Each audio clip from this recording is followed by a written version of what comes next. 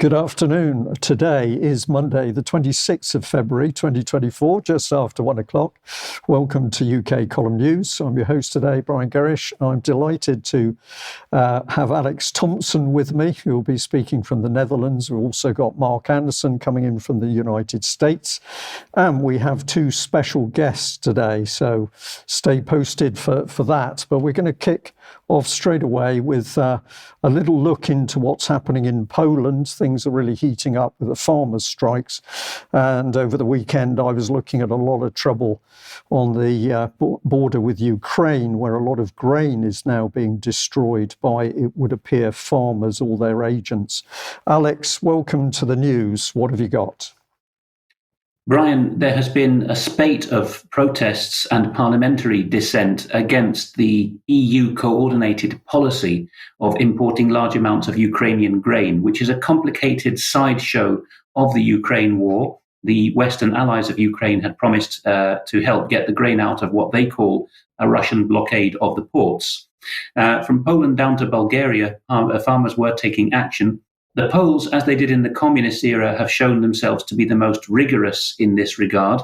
They are now in the middle of a 1-month farmers' strike. Poland is just about the 6th most populous and also largest, similarly ranked area of an EU member state. It is not a minor player.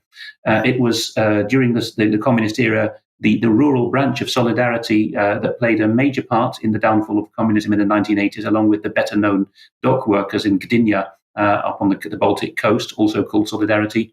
Now this independent union called Farmers' Solidarity is in the middle of this 1-month strike, which will last till the 10th of March. We have been given some covering words for it by our friend Sir Julian Rose, who splits his time between Britain and Poland and who is married to Jadwiga Lopata, who's high up in the Farmers' Union and has a long track record of campaigning for them. Sir Julian introduces the strike thus. It's going to be a very big push and will complement other protests taking place throughout Europe. We showed the extent of that on a map a couple of weeks ago. So Julian adds, Poland has the largest number of family farms in Europe, over 1 million of them. So for a population in the 40 to 50 million range, that just shows you how many there are. These farms are a vital resource, not just for national food production, but also for the maintenance of unique levels of biodiversity, something that Sir Julian and Jadwiga have been very keen to promote. He continues, particular to this Polish farmers' effort will be a central attack on the Green New Deal. I've been reporting from Brussels and countries near Belgium on how the Western European farmers have taken against this and forced some concessions already from the European Commission. So Julian says that this Green New Deal issue is critically important vis-à-vis ensuring a future for all farmers and farming. He says the Green New Deal links directly into the UN Agenda 2030 sustainability program, whereby the World Economic Forum proposes to 100% disenfranchise farmers and substitute synthetic genetically modified laboratory foods for real food grown in real soil, which, by the way, is Sir Julian's lifetime commitment and what made him a friend of Charles when he was still Prince Charles. So there's the extent of the protests. The Polish news page from which I've got this will be in the show notes. You will see that the more secular and industrial West and North are equally well represented in these protests, along with the more Catholic, rural and small farm-dominated east and southern flank of Poland. The Solidarity movement still exists. People will recognize this flag if they were around in the time of Lech Wałęsa's protests. Their rural branch has put this statement. Our patience has been exhausted. The position of Brussels as at the end of January 2024 is unacceptable to the entire agricultural community.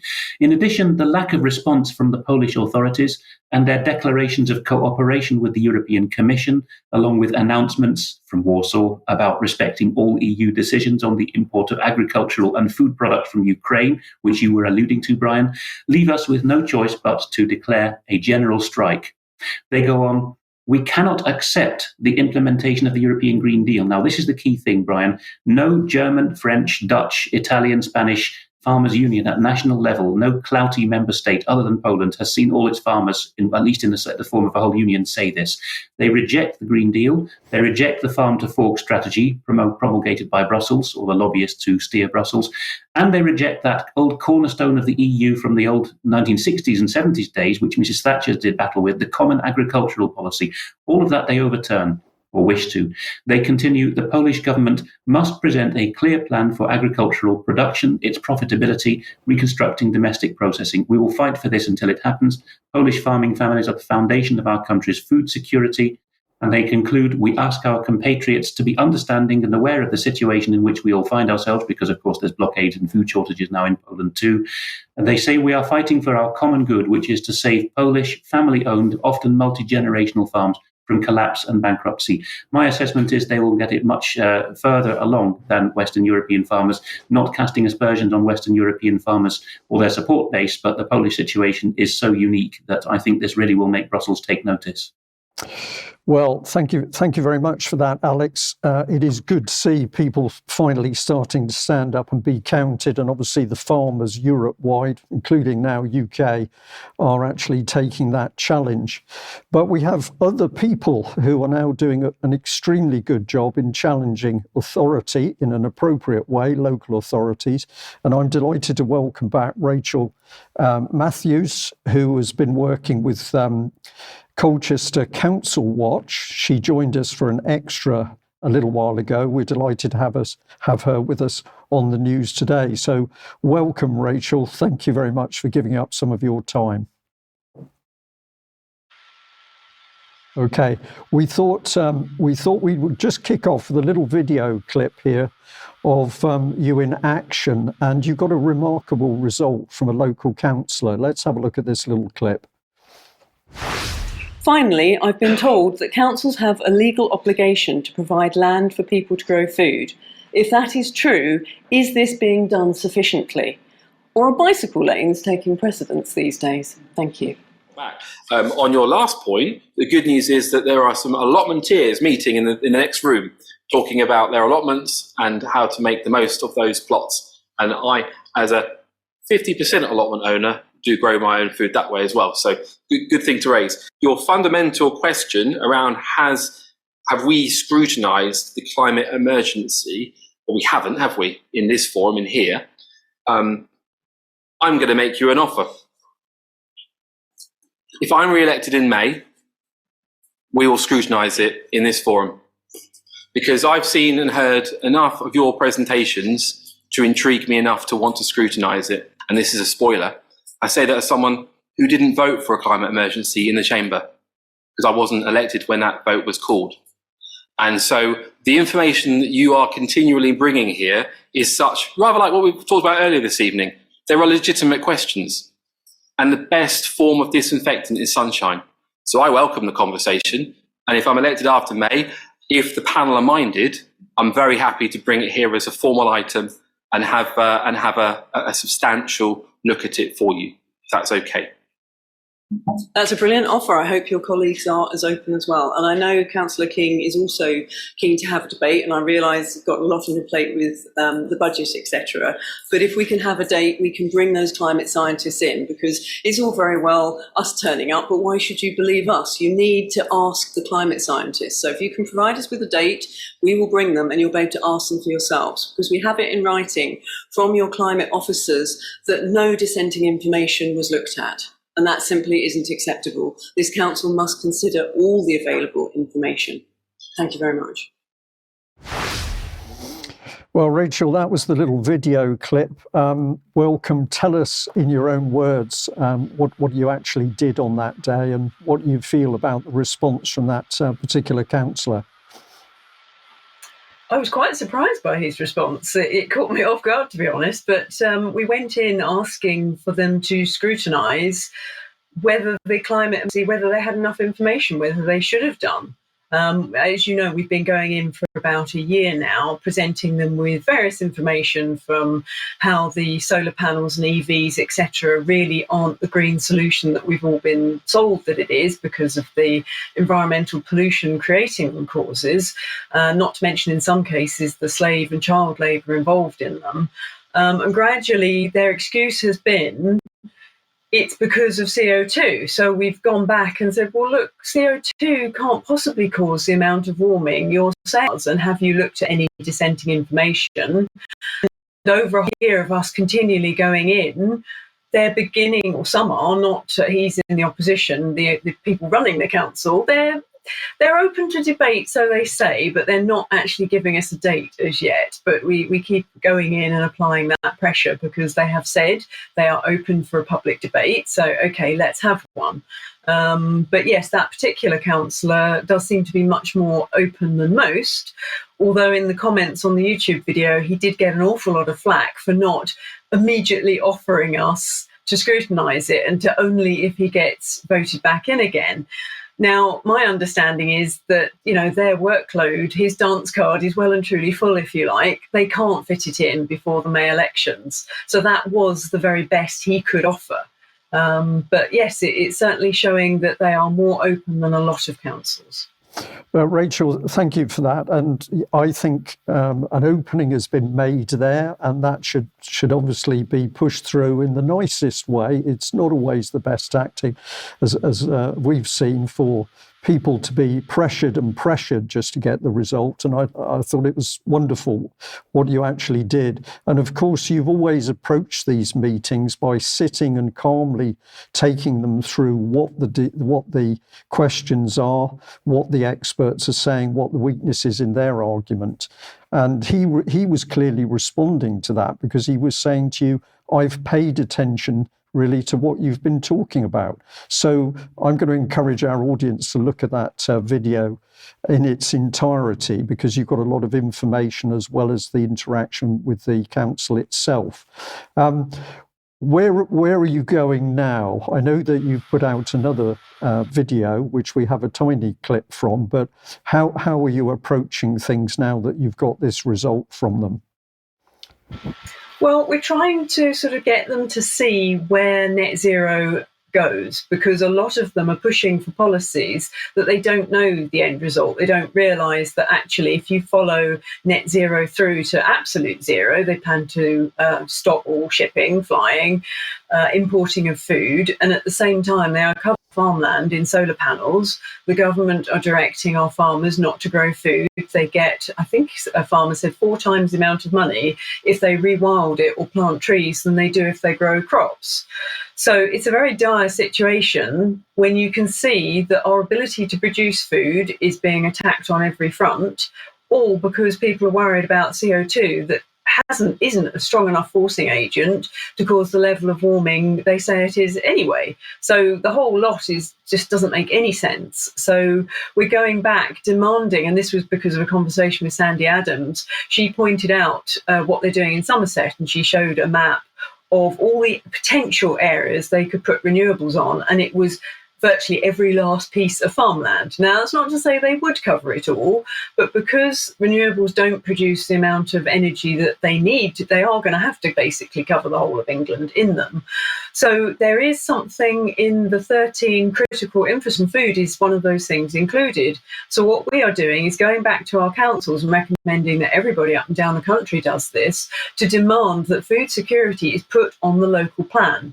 And that plan is legally binding. So therefore, if they do an analysis of how much farmland we must retain for food security, and that's written into their local plan, then the councillors have a reasonable reason to turn down planning on solar farms. At the moment, there's very little they can do about it because the government consider it critical infrastructure. Right, Rachel, thank you for that. And food security, it's got sort of force in that statement when you're coming back and you're saying to them, are you securing food production in the future? That's got some real gravitas. So it's a brilliant angle. Let's just have a look at the second little clip, and then we'll give you the opportunity for a little bit of comment on that. Now, whilst I do not claim to be an expert in farming or climate change, I do know people who are, and they were consulted in order to give accurate information in this speech. But at the end of the video, I'm going to put some clips from a real live farmer explaining exactly how awful it is in farming right now. Also at the end, there's going to be a climate change quiz for councillors. Let's test their knowledge, shall we? Good evening. Are you aware of the plight our farmers are facing? It's not just cheap imports and supermarket exploitation that's destroying the farming industry, but UN directives. Instead of helping farmers transition away from chemicals over to natural regenerative agriculture, our government is being directed to pay farmers to stop farming food to save the planet. We should be preserving biodiversity in areas like Middlewick, not sacrificing the farmland that feeds us. So as far as I'm concerned, another excellent clip, Rachel, but how did you feel about the delivery to that particular audience? Did you get a response? Not much, because they had 15 members of the public, it's growing now, coming to have their say. So because they've got such a busy evening, we didn't get the right of reply to their response. And their response was, oh, well, you do like to bring us some alternative information, as in, you know, it's not settled yet, so go away. But yes, food security is important. And of course, we'll look at it. I'm sure they'll consider it on the local plan. So now we need to go back to a different committee now and keep pushing that local plan until they put food security on it. But it was a shame, because I had so much I wanted to say to them, but I didn't get that opportunity. Okay, Rachel, utterly brilliant, and I'm sure that was very inspiring for many people watching the news today. I hope you're going to be able to stay on with us for UK Column Extra, because we can discuss this a bit more. But I'm going to say thank you very much for joining us today and giving that report. Now, shortly, we've got another activist, Artwell, who appeared with us a little while ago as well. I'm going to give him a little bit of an introduction by taking part of a report from the Oxford Mail. And here it is. Oxford critic Chaka Artwell has been disenfranchised. Now, we talked about this in Extra Time, but what I was interested here was the reporter. If we just bring her on screen, here she is, Noor Qureshi. And what do we notice immediately? She's the local democracy reporter. And we have talked about what that is many times, but I was fascinated at how this link worked. She is supposed to be reporting for the benefit of ordinary people in the local communities. But if we follow through on her Twitter or X, we quickly see that she's just repeating or reposting an X from Councillor Emily Kerr, who's getting very excited because a global planning and city livability expert, Carlos Marino from France, is coming to Oxford University to talk about the 15-minute cities concept. And he's already been featured in the local newspaper. So she's very excited about this. There's no real challenge. But let's have a look at the man himself. And it's very easy to do, because we can go over to his X page. And here he is, Professor Sorbonne, 15-minute city creator, multi-awards, Architectural Academy, Leadership World Pioneer. And what do we see? That he's got a scroll of honour, which has come from the United Nations Human Settlements Programme. And this is where the rub starts, because this reporter, who's supposed to be working for local people, is clearly working to help promote the UN agenda itself, even if she doesn't realise that's actually what she's doing. So if we go and have a look at the UN Habitat page, which I did, it says that the global economic crisis and COVID-19 have exacerbated inequality and stalled sustainable economic development. It then says the world is not on track to achieve the Sustainable Development Goals. So there's a bit of panic. And if we underline the next sentence, we see here it says that UN Habitat has consolidated the implementation of its strategic plan and advocated for recognition of the critical role of cities and local communities in sustainable development and multilateral processes. So this is not for the benefit of local people. This is using their city and their communities to get what the UN wants. And they've got big money behind it, because if we have a little look at the funding page, always a good place to go, we can see that not least there's 207 million US dollars coming in cash contributions in order to drive this agenda. But let's just end on this. What is the local democracy reporter system all about? Well, actually, you're dealing with the BBC. Let's have a look at this clip. Local councils spend billions of pounds a year providing essential services which affect all our lives. They look after everything from bins to buses to social care. So knowing what they're up to is vital. The number of local journalists reporting on councils has been in steady decline. And that's where the Local Democracy Reporting Service, or LDRS, comes in. The LDRS finds out stories about UK councils and shares them with hundreds of regional news providers across the country. Local news companies employ 165 local democracy reporters. The BBC pays for them, and more than 1,000 approved news outlets can then broadcast or publish their work. And that means you and me, wherever we live in the UK, get to hear about what our councils are doing in our name. It helps the local news industry, it helps the BBC, but most of all, it helps us all know what's going on where we live. You can find out more by going to bbc.com/LNP. So I'll just add very quickly before we bring our next guest on, can we trust the BBC's local democracy reporters? The BBC ultimately pays for them. The BBC supports the UN Sustainable Goals. So it's obvious what the BBC is going to affect. Are these reporters really talking about what is concerning people in local communities, or are they helping to spread the message? And if we just pop that one up on screen briefly, and do we trust them? No. And the last thing is that there's already trouble over how much these people are paid. And if you go on to the next slide, Stephanie, if you can do that, please. There we are. NewsQuest urged to pass on more of BBC funding to 24k per year local democracy reporters. So lots of questions to be asked, but let's get straight into Oxford itself and welcome Artwell to the UK column. Artwell, you're an activist. Introduce yourself and tell us what you've been up to. Okay, well, the big news in Oxford at the moment is the Oxford Independence Alliance Party, which launched in February last year and was featured in last week's Oxford Mail, with 3 candidates standing to give Oxford's voters a real alternative in the local elections. The Labour, Liberal Democrat and Green supported anti-roadblock policy have become indistinguishable, depriving voters who are opposed to their anti-car policies of a political party to give their vote in the local election. The Oxford East roadblock policies cause difficulties for emergency services, serious congestion, whilst buses cannot keep to their timetable. With the merging Labour, Democrat and Green anti-car policies in Oxford City and Oxfordshire's County Council, there is an acute need for independent candidates to give the voters an alternative in the May elections.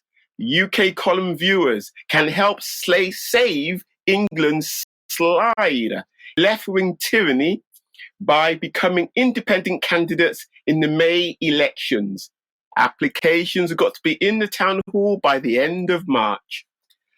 Secondly, the father of Hollywood actress Miss Florence Plug and well-known Republican and supporter of the independence in local elections, Mr. Plug, has revealed his bar has been repossessed since the installation of Oxford East roadblock policies.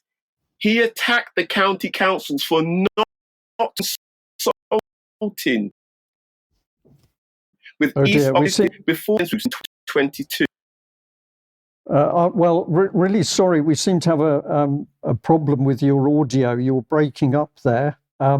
If you want to just check connections, and I'll just bring up the slide that you're really talking about. This is the first one where we've got the Oxford Independence Alliance candidates sharing pledges, and they had a photograph of your good self, describing you as a long-time local campaigner who regularly holds Oxford City Council to account, challenging them on their policies and representing the needs of the community.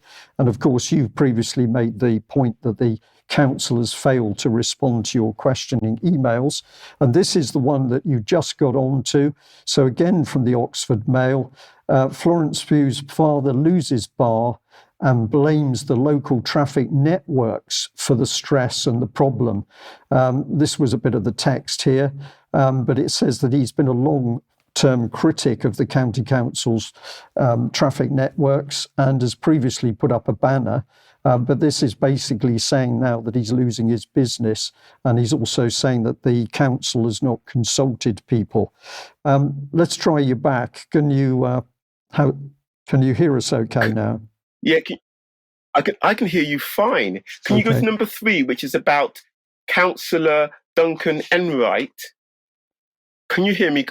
Yes, that's fine. That one's just here, ready to go up on screen. You should be able to see that. Okay. Oxford councillor on traffic filters conspiracy theory. Right. I mean, what he says they were talking about, he's accusing his critics, they were talking about Klaus Schwab, and he says, I've never heard of it. And they were talking about the World Economic Forum. And he says, I have never heard of that. But I thought it was a meeting of business leaders and government leaders in Davos. He goes on to say that this was the only time I've come across Davos, and they were saying you want to stop us going more than 15 minutes from our home. The question I ask is, why do men and women with elected public authority always profess ignorance of the control from the powerful global elites? They always profess themselves to be completely in the dark.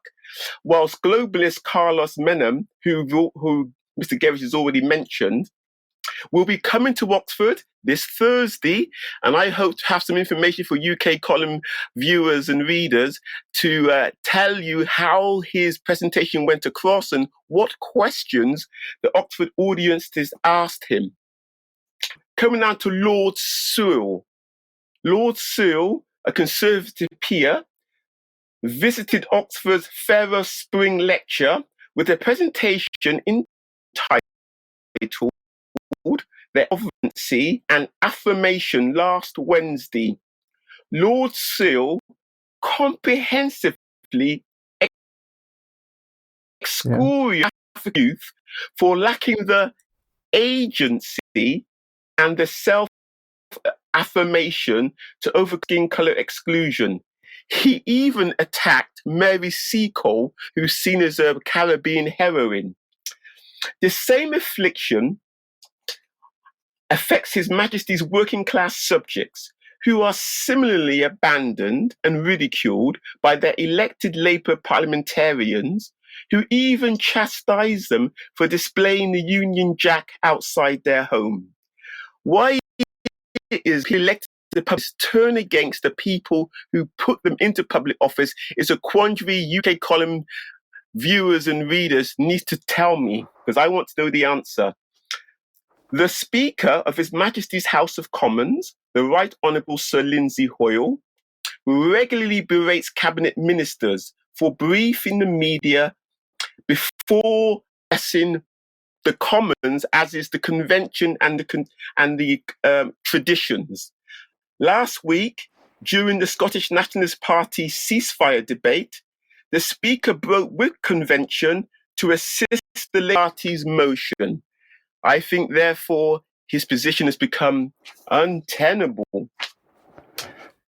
Right. On Saturday, well, if I can just come in there, I just wanted to say, key point that you were making back there with that particular gentleman was saying that he really didn't understand there were these global organizations in position, and he really didn't understand what they were doing, but anybody that challenged them was a conspiracy theorist. I just wanted to sort of ram that one home. Finish the one you're on very quickly, and, if you will. Yeah, this is the last one.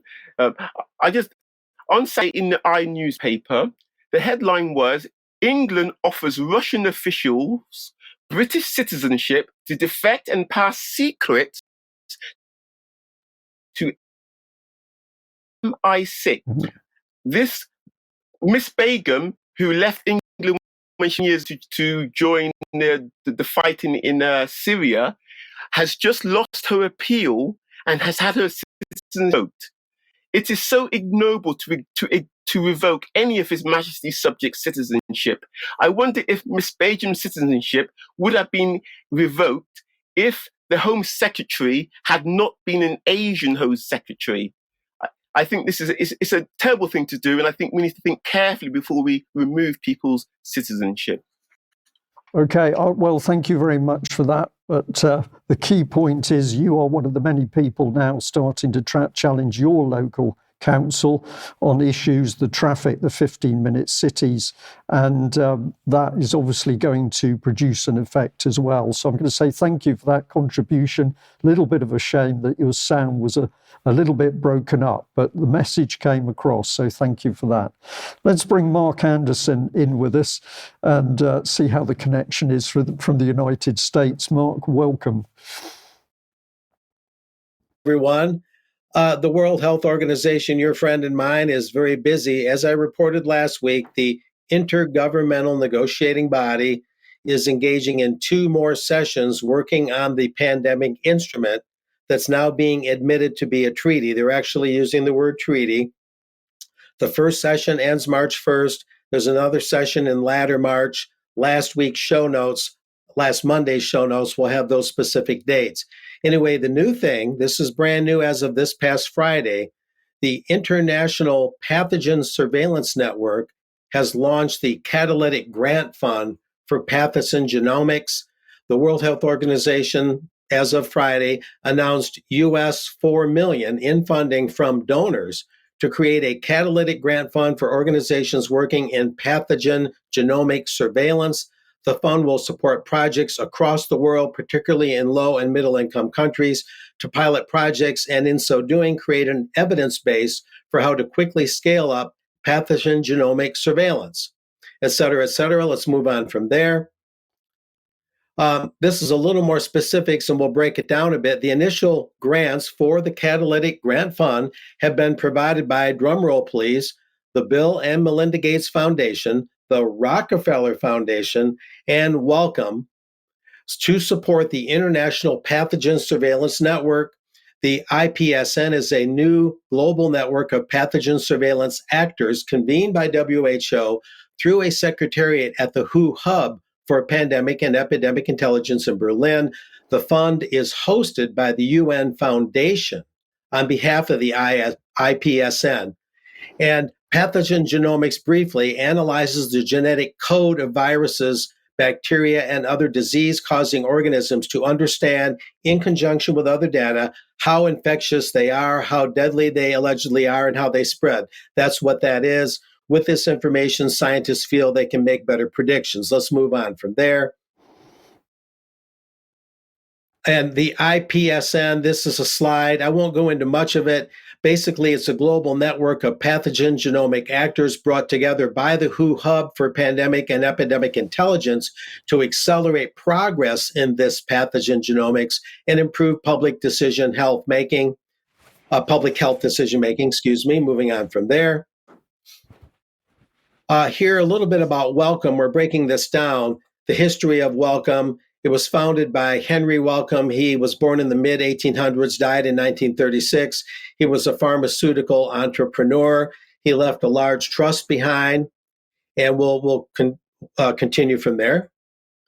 The Wellcome Trust was founded in 1836, as I mentioned, and in 1880, Silas Burroughs and Henry Wellcome, 2 pharmaceutical salesmen from America, started a new company in London called Burroughs, Wellcome and Company. They used mass production and proactive marketing to sell remedies and medications throughout the UK and the territories colonized by Britain and so on and so forth. And Wellcome was a very wealthy and prominent figure in the growth of the modern pharmaceutical industry. So Henry Wellcome was, as a person, one of the major taproots of what we call big pharma. And we'll go on from there. Despite financial difficulties after the Second World War, Wellcome's business began to thrive again, pioneering a new approach to drug design. Successful products included the first leukemia drug, immune suppressants for organ transplants, and antivirals such as AZT that was the first drug approved to treat HIV. although other studies have called AZT very toxic to the human system overall. Towards the end of the 20th century, the Wellcome Trust decided to sell the company, get this, which is now part of GlaxoSmithKline and no longer has any ownership or governance relationship with Wellcome. So the Wellcome Trust does work with GlaxoSmithKline as we work with many other healthcare companies when it helps us achieve our mission. So it's all about the big pharma network now, is basically what they're saying. And the WHO Hub for Pandemic and Epidemic Intelligence, readers and viewers can see more on the show notes. Basically, it gets into the coronavirus, COVID-19 pandemic, it's saying, has changed the way we see the world. It's highlighted how interconnected and interdependent our lives are across countries and communities. Our shared global experience of the pandemic has helped us develop a deeper understanding of public health that includes all of us through our governments, through our businesses, and in our societies and in communities around the world. So as this whole catalytic fund is being developed, and meanwhile we have the INB working on the treaty, we see this collectivist language, this all for one for all language. And so they're definitely developing a more sophisticated surveillance network that would, in my opinion, go hand in hand with any treaty that they would develop. So we see the infrastructure for the implementation of the treaty being developed along with the treaty's language itself. That's basically what we're seeing. Now, to summarize, part of what I've mentioned, part of this network that today includes the United Nations Foundation. That organization turned 25 years old this past year, Brian, in 2023. And here's just some of the personalities involved in it.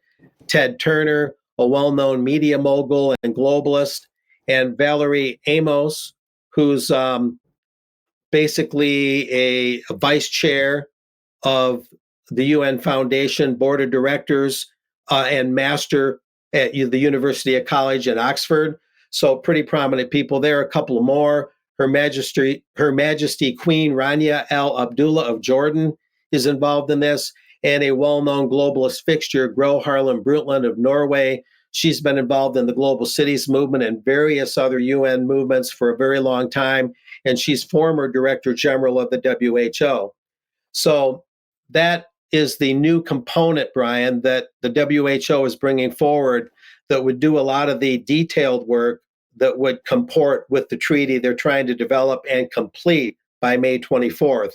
And what I would add is Rachel's presentation today gives a pretty good idea of what viewers and listeners could do with regards to the pandemic treaty and the international health regulations, namely that they could approach their councils and ask them, are they aware of these developments? And does the city council have a view on this? And might they take objection with some of the power and sovereignty compromising things that are going on at the WHO? So local councils should be made more aware of these things as well and see how it ties into the other issues. So there you go. Mark, thank you very much. So we've got UN control of food production and land. We've got UN control of habitat and in the cities, 50-minute cities. And we've got the World Health Organization controlling everything to do with health and pharmaceutical products. It's obvious that the policy is global, not national. Well, what can we say? Big thank you to everybody who is signing up to the UK column. We can only do what we do with your financial help. So thank you for supporting us and welcome to the UK column. Have a look in the shop if you'd like to make a purchase. That would be of great assistance to us. And please do spread the information far and wide. That's why we put it out in the first place.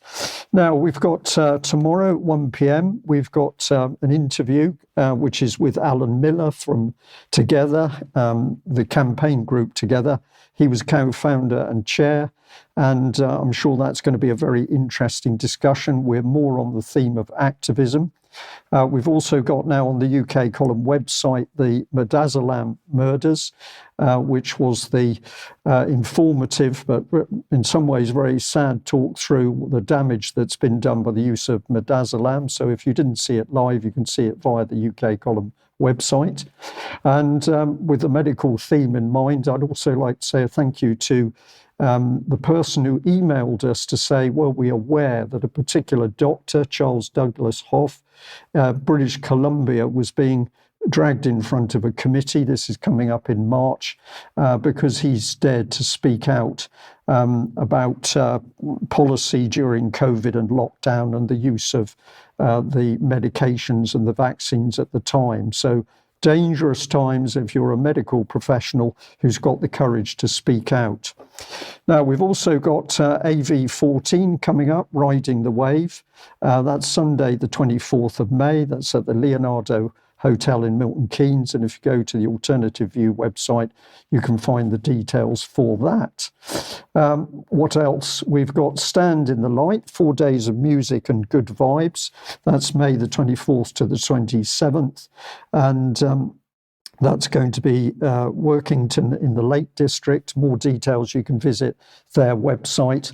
And we've also got the Sounds Beautiful Festival 2024 in 15 acres of a beautiful estate, and more details for that on the website. And of course, you can also get a special promo code if you're a UK column supporter.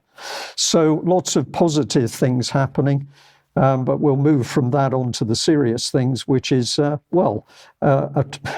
test of our nuclear deterrent, Alex, which didn't go particularly well.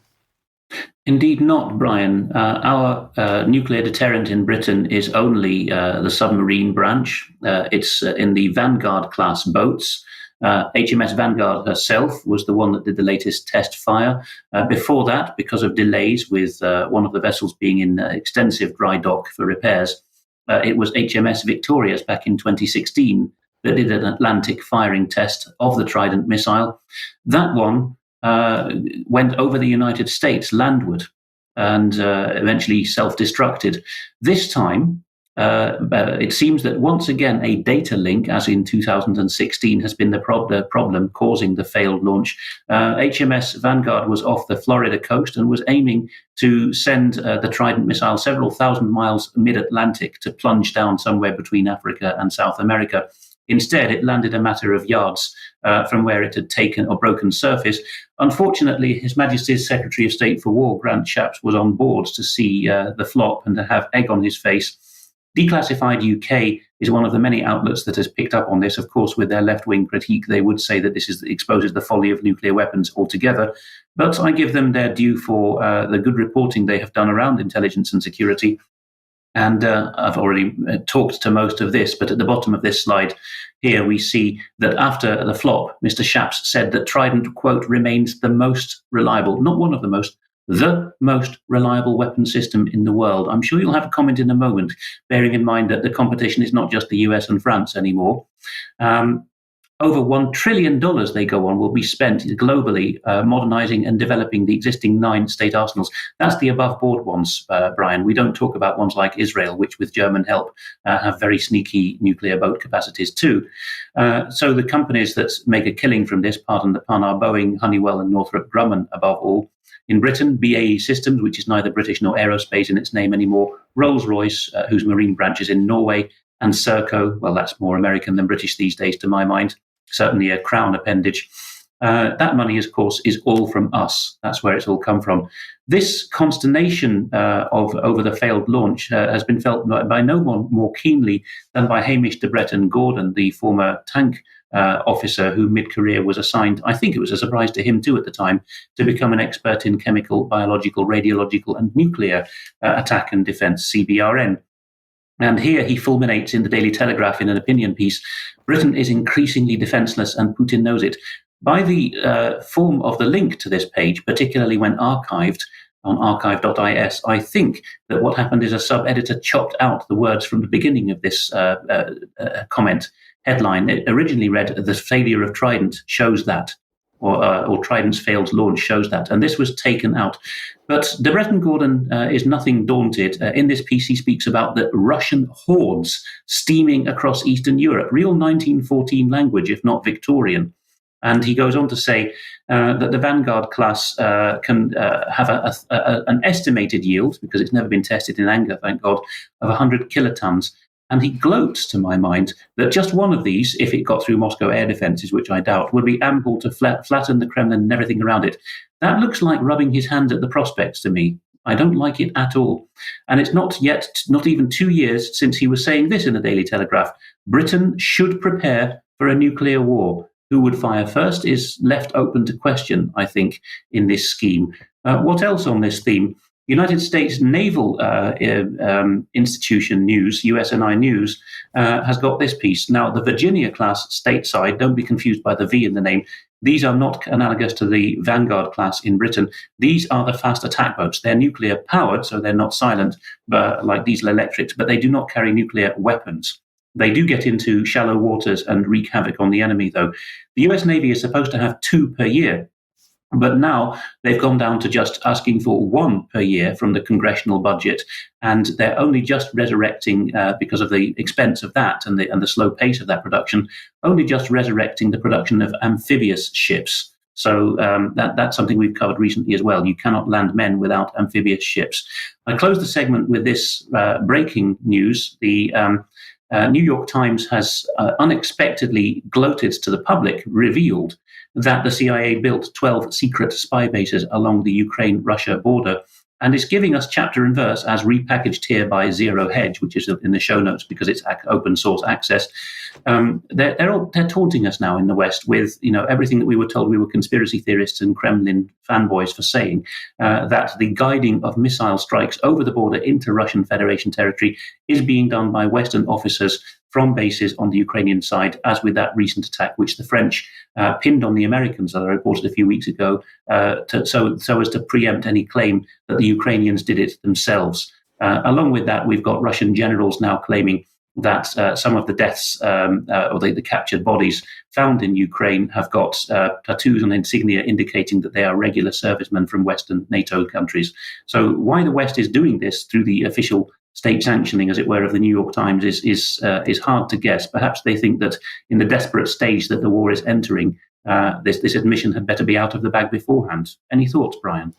Lots of thoughts, Alex. Unfortunately, the clock will stop me saying much, but of course we've seen the demise of the military in UK over a great many years, and now it's really got to the stage where major systems are failing, and of course that launch of that missile, utter disaster.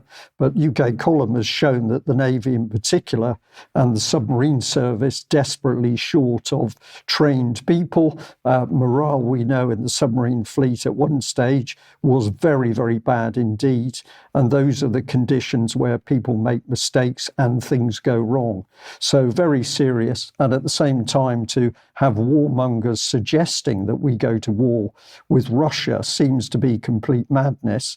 But I think the thing that our viewers and listeners need to think about is that it isn't politicians. It's clearly not politicians that are making the policy, but it's people and powers within the political parties that are driving this agenda. And I think we're going to mention Victoria Newland in a few minutes when Mark is speaking to us again. But who is driving, who is making the drive for war, and the West becoming ever more antagonistic against Russia? At the same time, our military capability is declining. And of course, we can't produce even the weapons that Ukraine needs at the moment. I better leave it there, but we'll hopefully do more on that another time.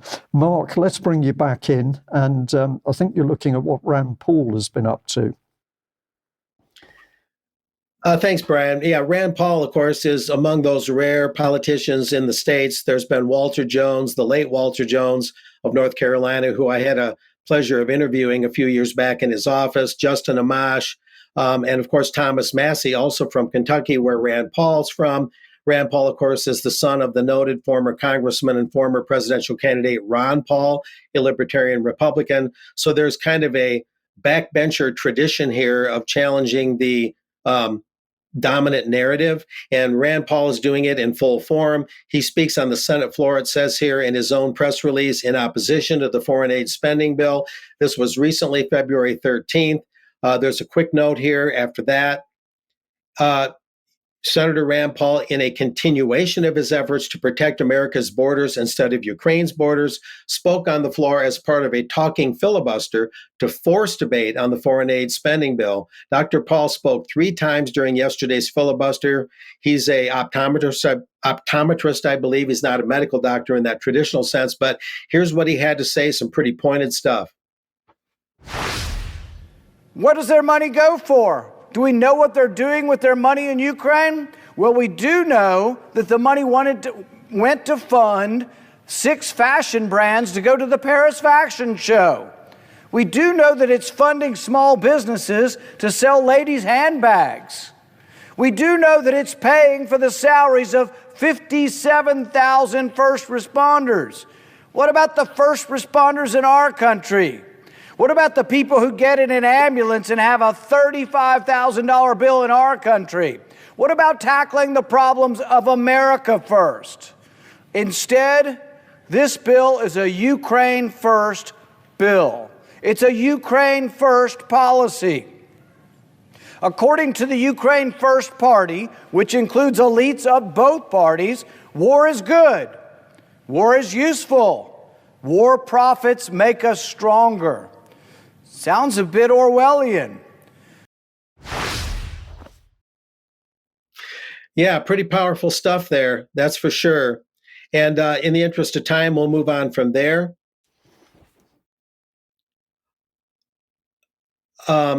This is some of what he had to say. I know that my first oath of office and my first responsibility is to my country, to America.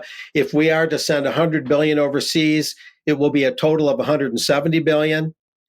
In addition, he said, never ever in the history of the United States have we ever sent so much money to one country, $170 billion. This is about 1.5, almost 1.75 times the entire economy of Ukraine.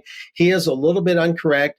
In the 1940s, the early 1940s, FDR sent the Lend-Lease money to Russia in a little over $11 billion in dollars back then. But in today's dollars, that'd be $180 billion for that Lend-Lease of material and money to Russia. So this is actually the second largest ever.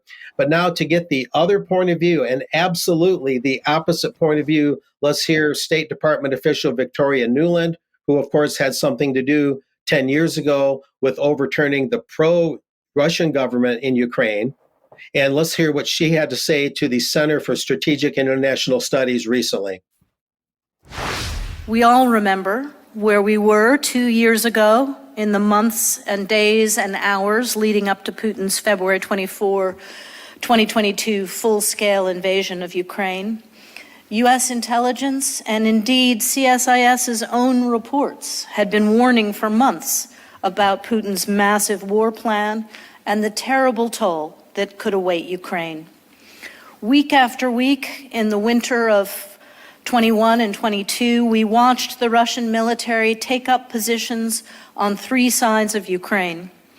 The U.S., as you'll remember, offered negotiations to try to avert Russia's planned invasion, but those negotiations sputtered very quickly because Putin had already made up his mind. Yet at that time, many still hoped that the troop movements were just a pressure tactic. Even some Ukrainians believed that. But many of us feared that if Putin did order his troops in, Russia's massive military could roll over Kiev within a week, decapitate Ukraine's democratic government, and install puppets of Moscow. But that did not happen. Instead, Putin got Newton's third law, an equal and opposite reaction to everything he hoped to gain. Instead of fleeing, President Zelensky led. Instead of capitulating, Ukrainians fought, and so bravely. Instead of fracturing, the West united, and instead of shrinking, NATO grew. The U.S. rallied the world to Ukraine's defense in those early hours, days, and weeks, and we've kept that global coalition of more than 50 nations united for these 2 years, standing strongly with Ukraine. Well, you can't say we don't give both sides of the story, Brian. Any comments? Well, I have to say, I find that woman extremely objectionable, the arrogance, the sneering. And she is in my opinion, one of the warmongers that made sure the war in Ukraine happened. And the figures I'm looking at, 438,000 casualties on the Ukrainian side, plus the Russians. She's not bothered about the death at all. It's a proxy war for the benefit of her and her elite within the US. A lot we could discuss on that, but thank you for that segment, Mark. Well, if we got trouble with a military system in America on a worldwide scale, it seems the Germans are reverting to things that we've seen before, or was that a bit harsh, Alex? The sci-fi and also sort of COD war drama slogans like "resistance is futile," "dissent will be crushed." Try this one on for size, by Nancy Faeser, the German interior minister at federal level. They also have 16 interior ministers in the states of Germany. But she says, "Those who mock the state must be dealt with by a strong state." And she's not some East German battle axe, unlike some other German politicians. She's a Frankfurt lawyer. She's supposed to be trained in constitutionality and in Western German freedom. Never mind. Let's see what's been said here. First of all, the electoral scene. I've shown this regular weekend poll before in previous rounds. This is pretty much the definitive one on how would you vote in the next elections. And the question here was if they're held in their regular time slot of autumn 2025. Now, black, unlike most countries, stands for the Conservatives, Union, because it's a fusion of two different parties. The CSU in Bavaria is different from the CDU, but that's the largest party, the party of Angela Merkel when she was previously the Chancellor. But you can see that the Red Socialists and the Greens are not really in second place anymore. Of course, it's not a first-past-the-post system, so it's a question of who can form coalitions. But look, shooting up into second place in popularity stakes over the 1/5 mark now is Alternative für Deutschland, which Faeser and her myrmidons would like to ban at this point. And before we move on, I'd also point out that second from right, BSW, is Sarah Wagenknecht's new country. She really is an East German lady, but has gone completely the other way, come out of the hard left and become something of a popular socialist or a national thinking politician. Of course, you can't say national socialist in Germany, and no pun is intended there. But she has stood up for limited migration, for example. And look what's happened. She's more than doubled the popularity of her party compared with the party that she broke from at the start of the year, Die Linke. There's a message in there somewhere. So panic. What happens as a result? Remix News, which I find some of the best for covering Central Europe in English with links to sources, here is syndicating in English a column by Peter Feher, writing in Magyar Hírlap, which is I would say one of the top 2 or 3 Hungarian daily titles, only online these days.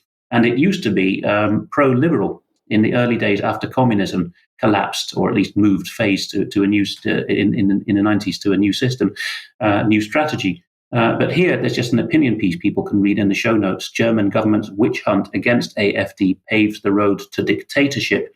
If you think that's over-the-top language by those notoriously conservative Hungarians, nothing of it, because here, we'll start with Remix again, there is a 13-point plan. Really, there is a 13-point plan to crush AfD. They are called Rechtsextremisten, right-wing extremists, and none who donate to such a party shall remain undetected. This is a quotation from Faeser's speech from which that quotation on the image was taken a moment ago. So it's targeting bank accounts time, although that's just been found unconstitutional in Canada, as I recently reported. Let's go, as usual, into a bit more detail. So sitting on stage with her were the new head of the German equivalent of the FBI or MI5, the BFV. That's Thomas Haldenwang. His predecessor has become an AfD member himself and is facing persecution now. And she was also there with the head of the German police at federal level again. And here, it sounds Maoist, really, the use of this adverb, but the title of the speech was Resolutely Combating Right-Wing Extremism. In the 13 plans, so she was saying basically, I have my policeman and my spook on stage to tell you what I'm going to do. We don't have time for all the points, but Eugipius, the blogger who is second to none in covering Germany, has covered it all here in a blog which you will find in the show notes. The byline to this piece is, before living in pods and eating insects, there was standing in bread lines and eking out an existence in 50 square meter socialist flats. So he clearly sees it's a return to East Germany. It's a wide-ranging plan, as he puts it, to restrict speech, travel, and economic activity of political dissidents. And she actually said in the speech, did Nancy Faeser, that we need to control the thought and speech patterns of our own people. He summarizes it thus. I'll go back one. I think I've got the order wrong. Yes, here we are. To summarize, right-wing extremists are a nebulous and difficult to identify population of political subverters who must be unmasked by the political police. This is necessary to control prevailing thought and speech patterns in Germany. Once these extremists have been identified by our guardians of orthodoxy, they are to be punished for their mockery of the state, and the regulatory apparatus is to be repurposed to deprive them of everything from income to bank accounts. Their names are to be published so that they can be more easily intimidated and harassed by state-adjacent organizations for their political views. This is the German tactic, also seen in Britain, of sending some tame activists intelligent information so that they can bash people. And they are to be prevented from crossing borders, within Schengen this is, and from associating with each other. This is a direct summary of Faeser's conference with her chief of police and chief spook. The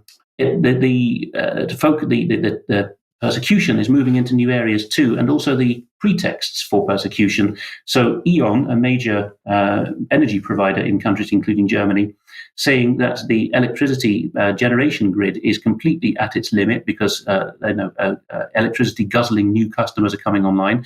Why is that relevant? Because just across the border in Switzerland, we see here, as reported by Swiss Info, that the Federal Council, the 7-man body that does the job of a head of state in other countries, wants, if there is a power outage or power shortage, to have the ability as an executive to bar certain websites and to lock down mobile data. You can only guess, really, what kind of websites that would be and whether it would truly be a question of electricity shortages or other reasons for barring the sites. Meanwhile, in Canada, I reported on a Canadian bill the other day. This time we've got an amendment to the criminal code that's been tabled. It's at its first hearing, and the summary says it all.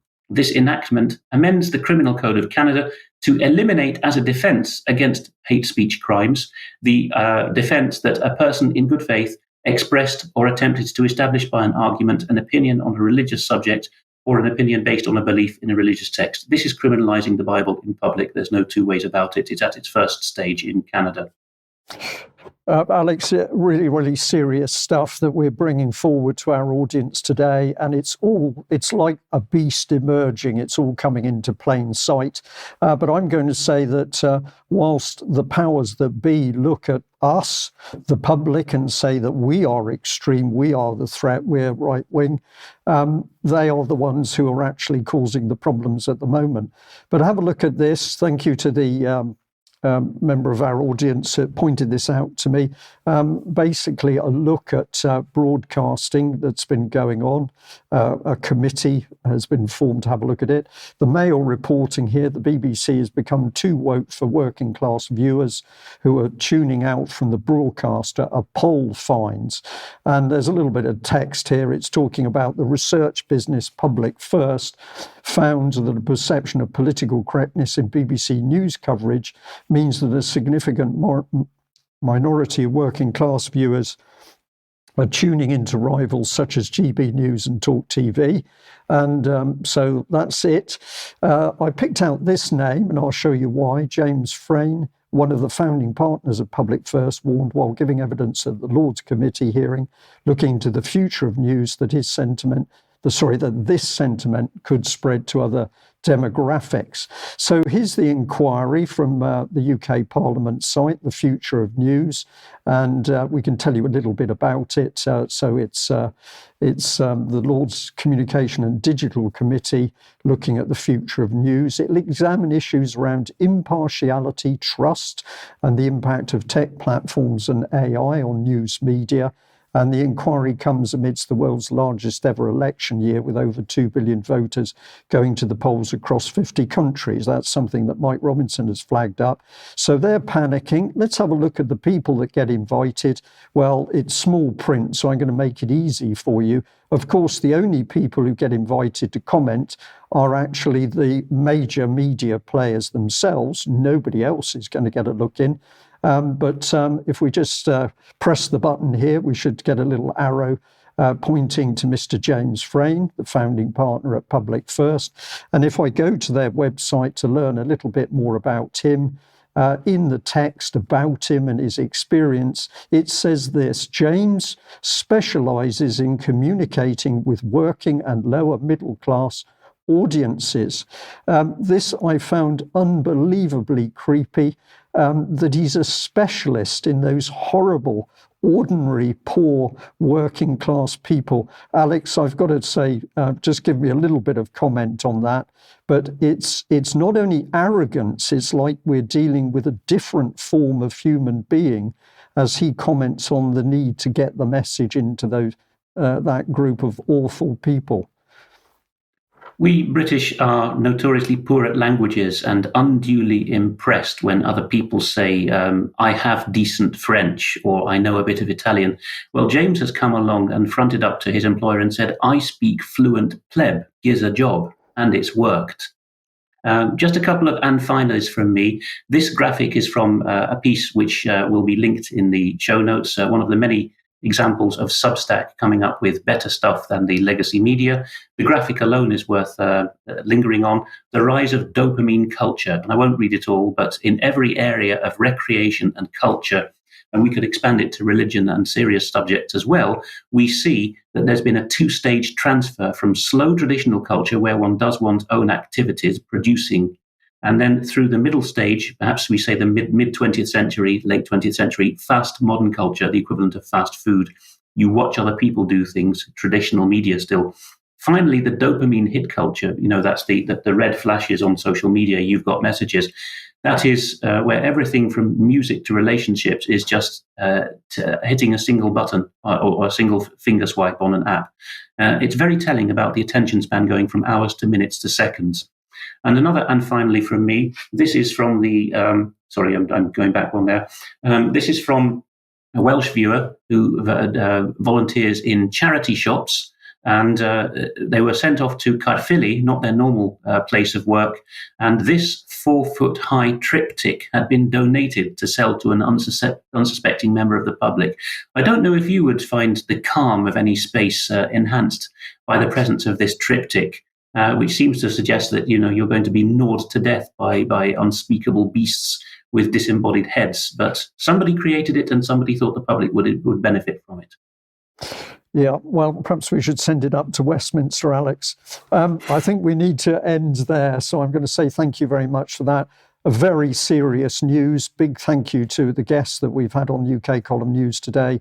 But it is absolutely evident that we are being attacked via policy, which is coming from a globalist foundation, if you like, through our national governments, and it needs to be called out. And it's so encouraging to see both Rachel and Artwell challenging their local councils, because, of course, it's the local public bodies that enforce the globalist agenda. So if you can get in and challenge your local councillors, actually you're doing a lot more than you may think you are doing. So we'll encourage you to do that. And of course, Rachel has shown that if you do it in a calm, professional manner, you can get a response from the councillors that you are attempting to educate as to what's really happening. We will end there. We will be back for Extra, UK Column Extra, in a few minutes. big thank you to our audience today, and a huge thank you to everybody who's supporting UK Column financially, because we can only do this due to the generosity of the people donating to UK Column. We'll end there. Thank you. Back in a minute for Extra. Bye-bye.